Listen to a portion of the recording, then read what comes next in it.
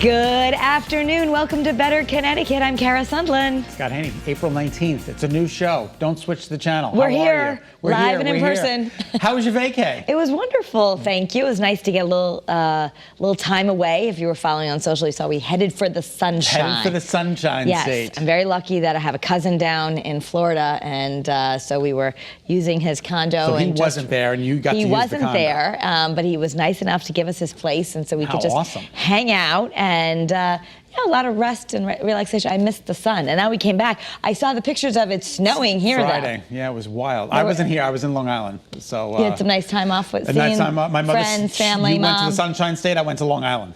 It's a big deal, and I started talking like this again. And then did you say, "Where's my drawer?" I said, "Ma, let's put my underwear in the drawer." Yeah. So, no, she was good. I spent Tuesday through Friday there. And then I just relaxed. It was a good time. Yeah, a lot of people were asking about how it was to fly and all that. That's what my number one question was. What was it like to fly? You know, the planes are full again. We felt a little bit better. Again, our family history is a little bit different because we've had COVID and we've got one of us fully vaccinated and then me almost vaccinated, right. So a little different. But the flights are full. Everyone was wearing masks. I think people were following the instructions, at least what I could see. People were, trying to do the best they could. But it looks like back to levels, definitely. I was getting offered vouchers if I could, go on because the flight was so full. So people are back to traveling. There were a lot of folks moving around. Vampires hate it. People love it. And it's probably not something you want to eat on a first date, but who doesn't love garlic? I love garlic. You and I love to share this when we go to Barcelona, where you just get the whole roasted garlic, where they put it in the oven, and you squeeze out the cloves and then you smush it on the bread. You try to kiss me, and I said, no, I'm not kissing you. It's National Garlic Day, and it's so good for you, too. When I was fighting COVID, the naturopath, Dr. Artemis Morris, who comes on the show, she wanted me to have raw garlic every day. Did you know it's considered a rose? Oh. Yeah, they said it's considered to be a rose plant. Because it kind of does look like... Yeah, when you cut it open, it's like a little... It's used as an herbal remedy for cold, and some states lower blood pressure and cholesterol. It does improve your immune system, and if you don't want to eat it just raw... You're supposed to have garlic nuts, you can put it into... what she told me to do was cut a little piece off and stick it in between 2 apple slices, and that way you can get the benefit. Excuse me, I stand corrected. It's from the lily family, but sometimes it's called the stinking rose. The stinking rose. I think it's just wonderful. All the chef has to do when they used to come into Better Connecticut was put garlic in the pan. We'd be like, that smells awesome. Yes, what are you making? Olive oil and garlic. Okay, that's all we need. The base to everything. Oh so it was a sad weekend across the pond. Prince Philip was laid to rest. That's so bad. Did you see Queen Elizabeth? She was kind of just sitting there by herself. Can you imagine? She's lived her whole life and all that they've seen and been through together. 73 years. 73 years. Most people can't be married that long, even if they stay married that long. Exactly, right. You're right. They've had longevity and they've had a long life together. 73 years, and he died at the age of 99. He would have been... I mean, what an incredible life they've lived together. June 10th is his birthday? June 10th, he was going to be 100. 100 years old. And they took a retrofitted Land Rover. That's what he wanted. He wanted his retrofitted Land Rover, so that's what they used as the hearse. Okay, because in The Crown, he likes to go hunting in the Land Rover a lot. Oh, seriously? So maybe that part's true. Very good. Speaking of living it up until your late years, have you seen the story about this officer? There's a 91-year-old officer. He's still on the job? 91-year officer, still on the job, and this is out in Camden, Arkansas.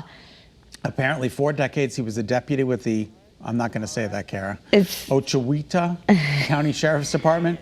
Well, I'm not. Your guess is as good as mine. But he has never missed a day at work. He usually shows up early. He loves what he's doing, and he actually said he thinks he's taken more people home or gotten more people help than he's arrested, and so they consider him a real role model, especially for the younger officers, because he's really in this role to serve. He's 91. Protected and served thousands and thousands of people. 91. He says he's not going to retire. He said he spent more time protecting and serving than many residents have been alive. 56 years. What a life. Of service. God bless him. That's so great. That's great. That is really great.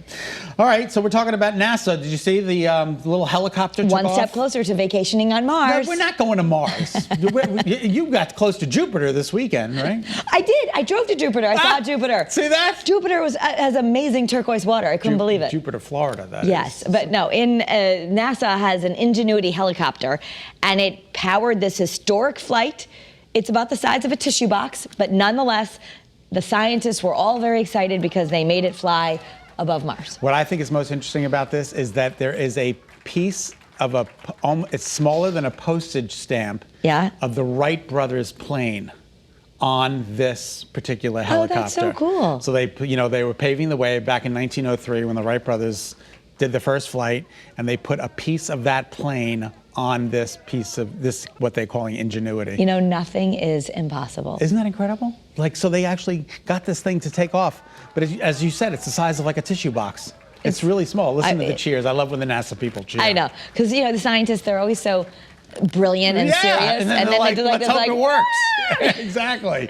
It's time for a party. A lot of people have gotten a Peloton during the pandemic. The stock, as you know, is soaring. Lots of people wanted to work out at home, but there's a warning out there. I was watching the story this morning, some really serious injuries for children. Apparently one fatality, too. They say that there's always been a case that you shouldn't have children under the age of 16 using a treadmill. That's usually the warning. I know some people do when they're a little older, but they say they've had a lot more complaints and accidents and even a fatality with the Peloton treadmill because people are getting sucked under. Isn't that terrible? Just absolutely terrible. You got to be careful. So now they're going to have a switch that turns it on and off. They're going to get an access code so that it couldn't turn on without the kids. But more also just a warning to parents that maybe like, kids love treadmills. They always say, oh, can I walk? Can I get on? Can I get on? And it's just so sad. So. But apparently there's extra trouble with the Peloton version, so you got to be careful. All right, free beer. 2 weeks ago, we talked about this on the show. Sam Adams is buying beer, $7. You go to the website, you order a beer, you uplink the thing, and you get $7 towards a beer. Now Budweiser's doing it. Yeah, so if you have your vaccine card, Budweiser's now going to buy you a beer. Is this one easier?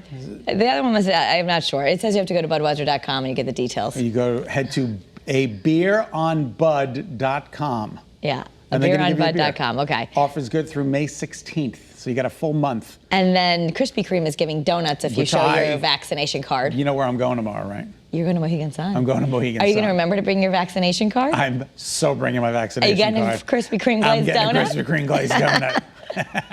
Now, I've never heard of this, but apparently there's a secret sandwich on the McDonald's menu. It's a McBrunch burger, and you have to go when they're transitioning between breakfast and lunch, but I don't get that because they serve breakfast all day now.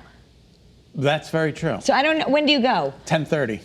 And you ask for the McBrunch burger? Yeah, like they'll say. But it says it combines the best of breakfast and lunch, so ew. Now, employees. I can't even. It's hash browns, eggs, and beef? No. It's got everything. It's a double cheeseburger with an egg. It's like they threw an egg McMuffin on top of a double cheeseburger.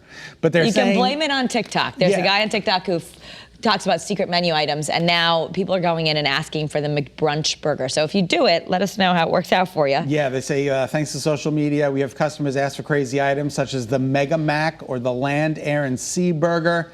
This isn't on our menu, nor are we trained to create these orders. But if the customer requests it, sometimes they'll go ahead and actually do it for the customer. I don't know. I'm not going in and making their lives I'm not making their lives You're miserable. going to ask for a McBrunch burger. Hey, can I have the McBrunch burger? They'll be like, what is that? I'm like, we talked about it on the show. I'm not making anybody's life miserable. No. Okay. I'm just getting what's on the menu.